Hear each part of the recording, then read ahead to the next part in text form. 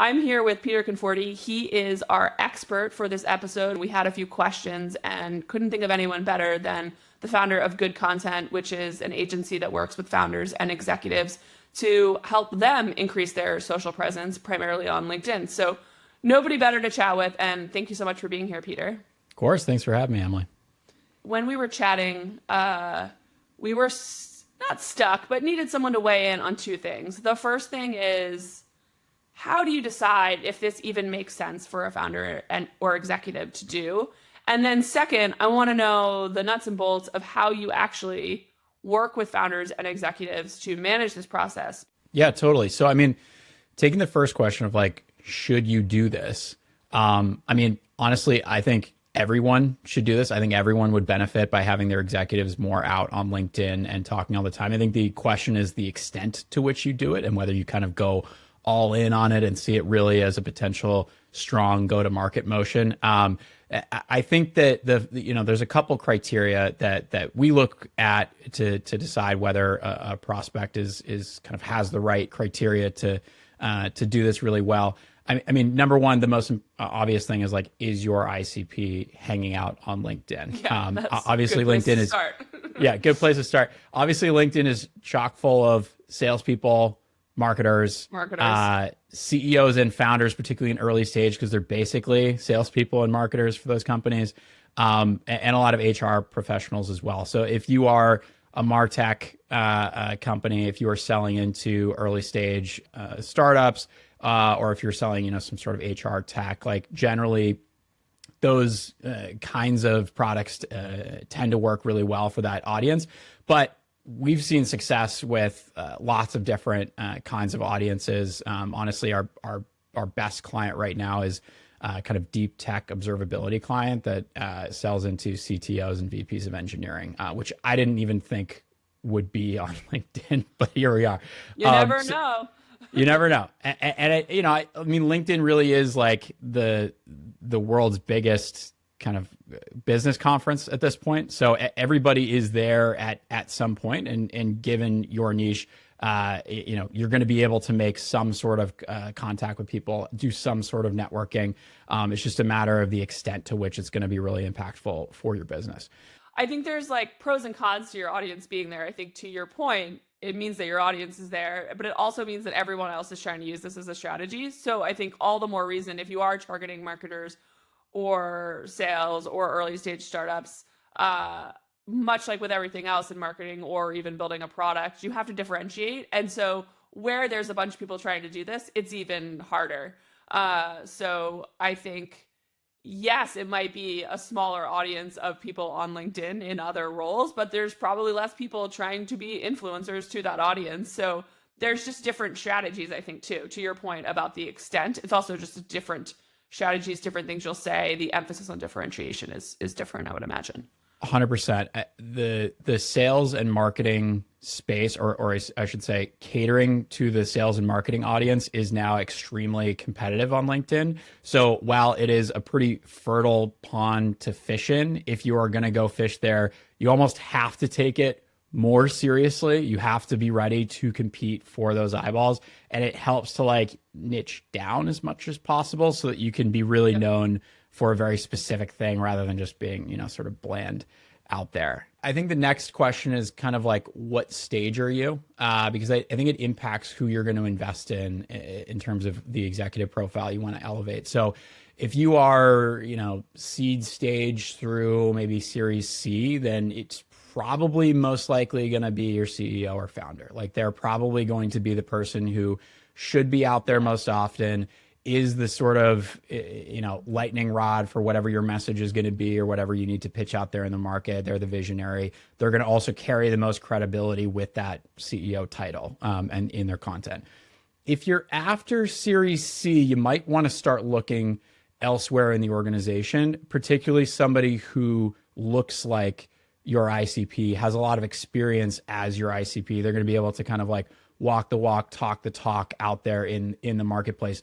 Generally, we found that in the later stages, the CEO and founder just starts to become too far removed from the day to day, from talking to customers, from being out there and being able to speak to the pain points that they might be experiencing, and they just become too busy. I think a good CEO and founder is not that way, but just generally it ends up being that way. And so getting a kind of evangelist role going a little bit earlier on and investing in that person could be fruitful. And again, I come back to like, I think everybody should be doing it. So I think like ideally you're kind of both doing, both a CEO and potentially like an evangelist type role. Okay.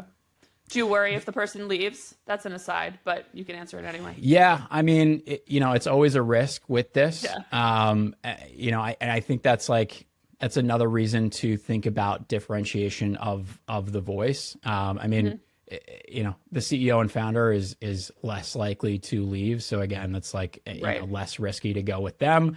But if you can tap an executive or two around them, underneath them to start elevating them, I think that's great. Yes, you will be putting resources into helping, an asset that they would carry with them should they leave the company. I think that just generally, the return that you see investing in individuals on these social platforms over the kind of company accounts or the company pages, particularly on LinkedIn, makes it well worth it.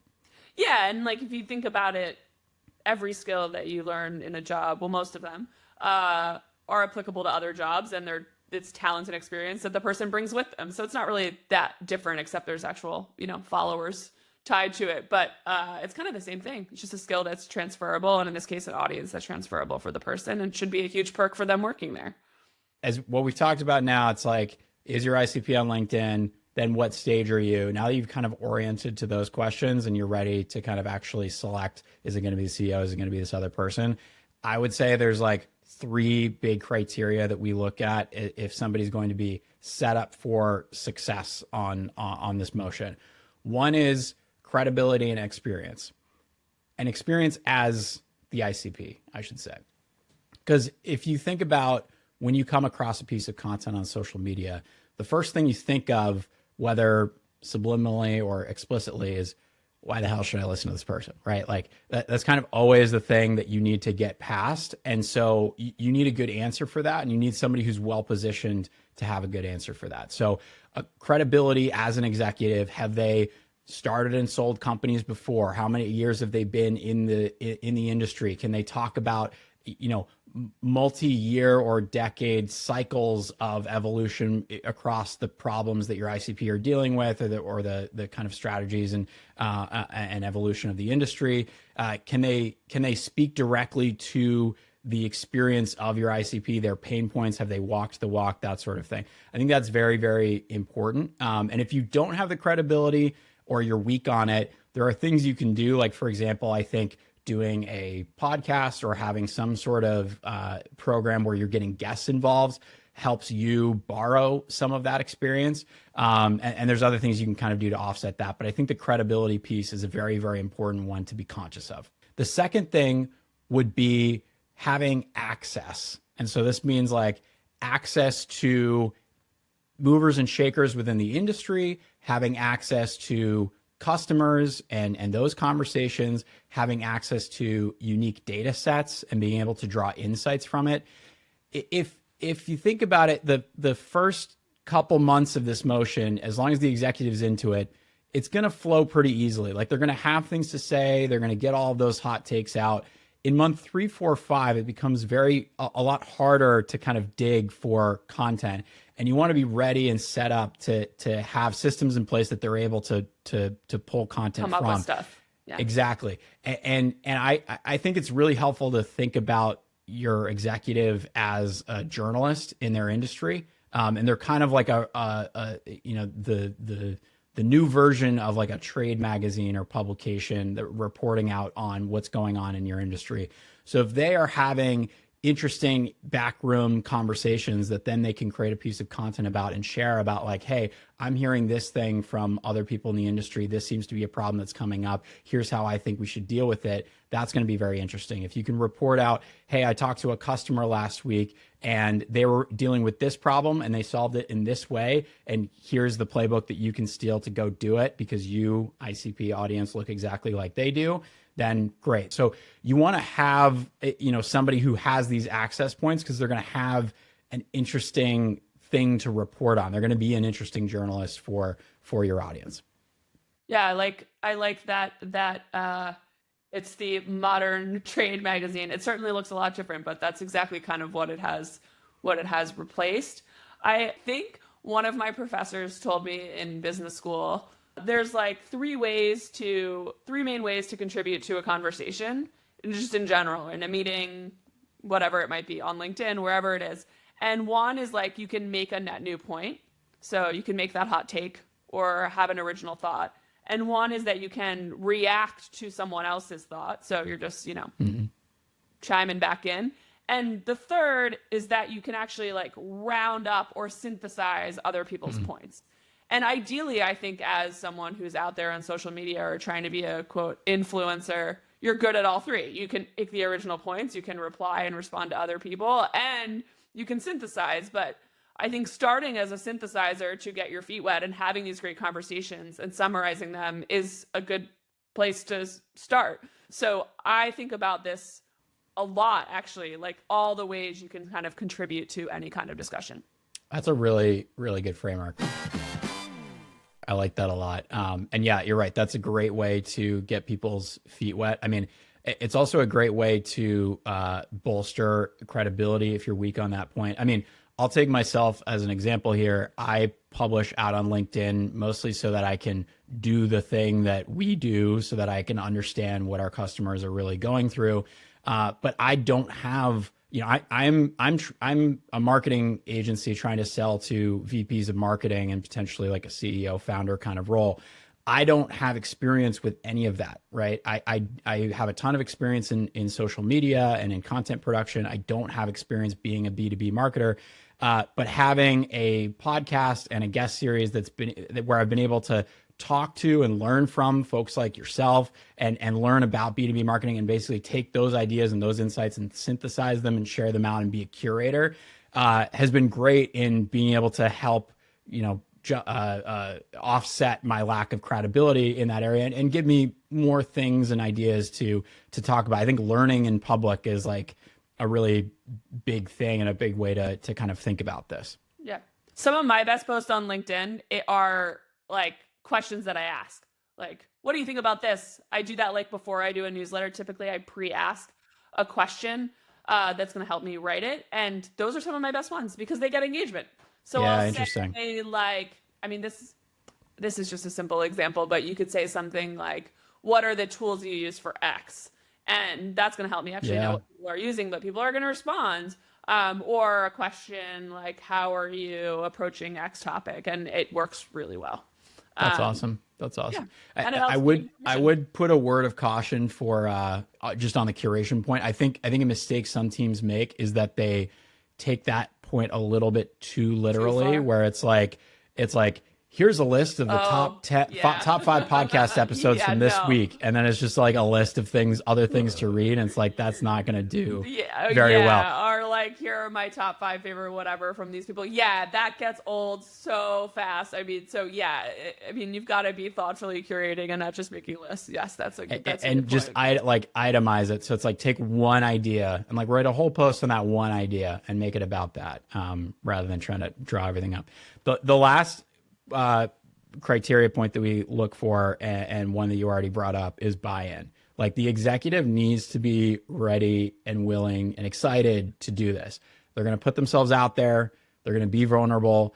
Ideally, they're going to shake things up a little bit. They're going to stir the pot. They're going to be a little bit controversial. They might piss some people off. I mean, if you're not pissing off a small portion of your audience, you're probably not like doing good marketing, doing enough. Like social media is a very black and white space. You have to have very clear cut things. There's no nuance. There's no like sometimes or like oftentimes. It's like, no, it is or it is not. And sometimes that's a little hard for executives to get their head around and be comfortable with. And so you have to have somebody who's really ready to treat it as a game, as a sport that they're ready to go out and play. They also have to be ready to spend time engaging. And this is something that we really hammer through with our clients. Such a problem. We'll do a lot for them. We'll help them compose. We'll help them ghostwrite. We'll help them create content. And that's all great. We can do the writing, but we can't go out there and then engage with the audience with all of these ideas and to kind of stir up extra thought in the comments. So when you are posing a question out to your audience and then people are responding, like I'm sure you're going in and responding to those comments and continuing the conversation. You're, going on to guests like other people on LinkedIn, like their posts, you're commenting there. There's like a lot of takes a ton of time, and there's a lot of activity. You can't just give a presentation at the conference and then like ditch the conference. Like you got to show up and mingle. You got to mingle with people. Say hi, and right? That part takes longer. That part's harder than the talk. The showing up and mingling is harder than the talk that you're going to give, because you've probably given the talk before. At least for me, like generating the net new content and things that I post is not the hard part in terms of time. It's like for me, it's all the follow-up and all of the engagement, but maybe that's just but LinkedIn loves the engagement. They love to see it, and they're going to reward you for it.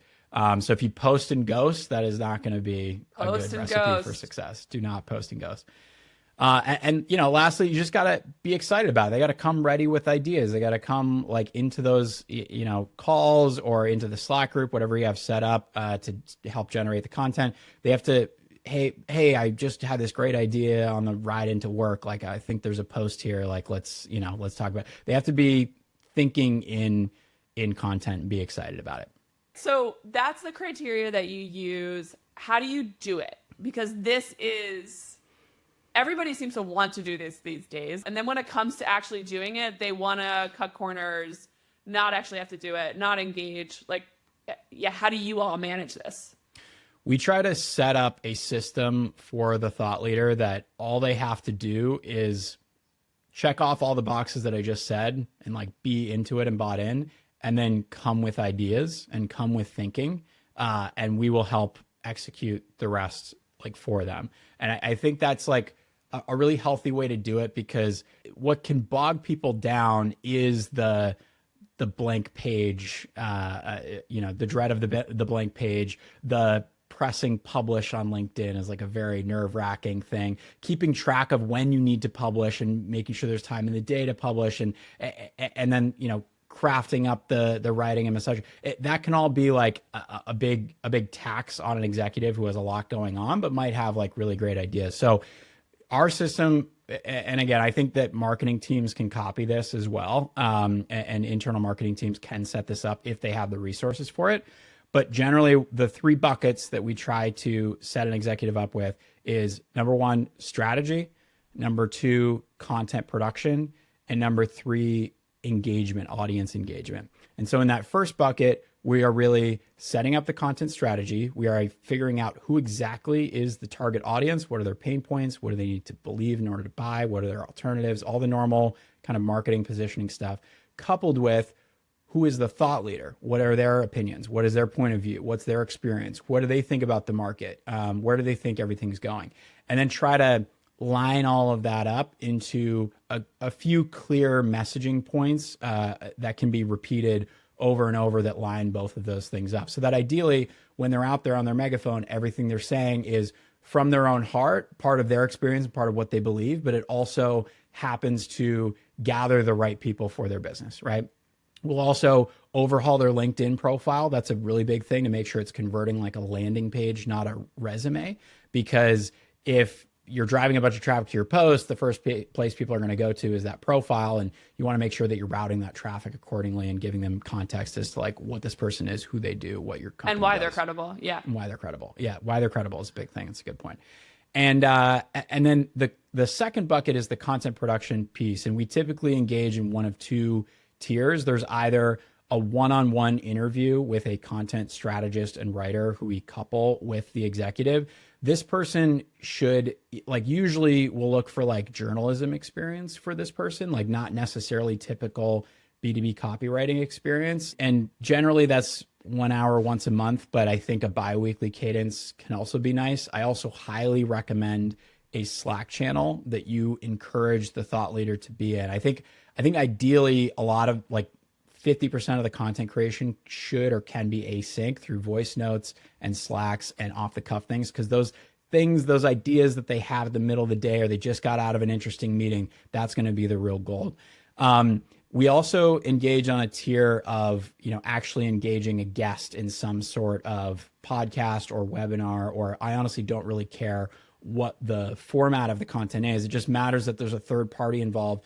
Number one, because they provide more insight and they can add to the pot of raw material to work from.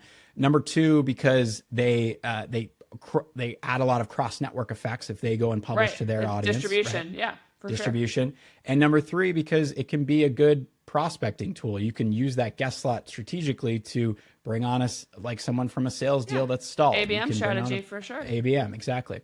And then we'll also take the keys to the executive's account and actually publish for them. I think that's a very important piece of this, because the number one best practice on social is to publish on social. And so if you give them the content and you expect them to publish it, the executive will not publish it. So take the keys to their account and actually publish it for them. You can tell them when they're publishing so they can still go on and comment. This is a highly specific question, but it comes up all the time. You get their LinkedIn logins. Like, yes. You're literally getting their LinkedIn, because people are like, what can I use to get around this and not get in? And it's like, you can't. You just got to get their login. You got to get their login. You can use some scheduling software. Shout out Assembly, which is very good. That's what we use. But you still need the login to log in to that software. So you will need it. You'll need the two-factor authentication. Yeah.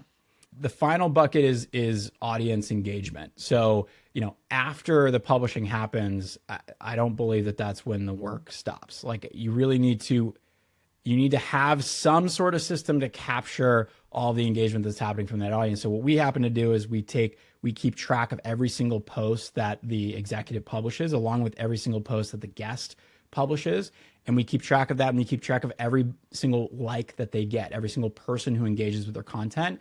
And we feed that back to them as a list of leads or signal or whatever. And then we'll hook that up to connection messages, or connection campaigns and messaging campaigns within LinkedIn. So if you like one of my posts, Emily, I can click a button and say, hey, Emily, thanks for liking my post. Would love to connect sometime, and have a message sequence. You need to have some sort of engagement on the audience, because the money is in the follow-up. So you can start to, build awareness, but you want to make sure that you're actually starting relationships in the DMs. Love that. The money's in the follow-up. That's super helpful. Are you also commenting back as them? No. Okay. So they have to do that. We will not do that, because I think the comments need to be real time, and they need to be interesting add-ons from the founder's mind. And the idea of us writing those and then getting them approved through some sort of approval system and having it being real time is just not going to work. Yeah. So you said you're doing the posting. Are you blocking off 30 minutes after for them to do that? Because the first hour of engagement matters so much. Like, how are they, or does it vary? Because this is another question that people ask me all the time. Very specific. How do we block off time? I'm like, I don't know. Ask your founder what works best for them. But yeah, I don't know how to answer that. We actually don't even block it off for them. We just make sure that they know what time it's posting. And I don't know what they do, but I know they're commenting there, so they must have figured it out. They must have figured it out, because that's the thing. It's like so hard to get this in their schedule. Well, it helps that a best practice of LinkedIn is to post at a consistent time and a consistent day. So ideally, it's like, okay, it's going to be 10:30 a.m. Eastern every Tuesday and Thursday, and the founder knows to block off 10:30 to 11 or whatever. One last question to close us out. Do you ever think it makes sense if someone has literally no presence whatsoever on LinkedIn, barely use it, a few hundred connections? Have you ever taken or seen that taken from, 300 connections to 20,000 plus followers? Do you ever see that? I'll tell you, we're trying with someone right now, so I'll let you know in 6 to 12 months. But I think the question is, season 5 of the podcast, you'll let me know. Yeah, exactly. Do they have the credibility to do it? Right. Like, if they're kind of like an absolute stud, and they've just been pretty lazy with their LinkedIn, but they're kind of a matchbox ready to light, then sure, I think that could definitely work. But if they don't have much credibility, if they don't have much expertise, if there's no reason why someone would want to listen to them, then it's going to be a pretty. So why is it like that is the thing to figure out. Why have they not done it? I think is the thing to get to there. Yeah. Well, great. This was super helpful and brings me a lot to go back to Jenny and Devin with for us to finish our conversation. So thanks for being our phone a friend.